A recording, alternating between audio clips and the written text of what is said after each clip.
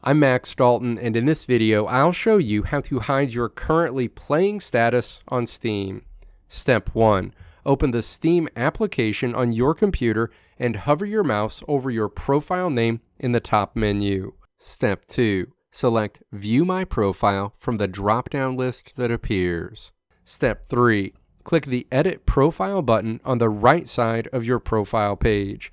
Step 4. Click Privacy Settings in the menu on the left side of the screen. Step 5. Find the Game Details section. This setting controls visibility for the games you've purchased, your wish list, and most importantly, what you are currently playing. Step 6. Click the drop-down menu next to Game Details and set it to Private. Your status will now show as online or away without revealing the specific game title to your friends. If you want a quicker way to hide your status without diving deep into your profile settings, you can use the Friends List status options. By opening your Friends List and clicking the drop-down arrow next to your name, you can select Invisible. This makes you appear offline to everyone while still allowing you to browse the store and chat with people if you message them first.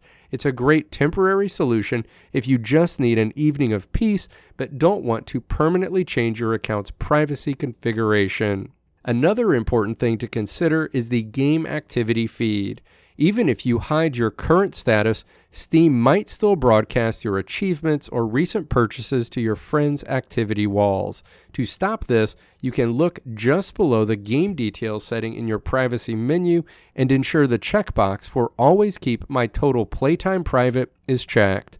This adds an extra layer of anonymity, ensuring that even if someone visits your profile, they won't see how many hours you've put into a particular title or when you last played it.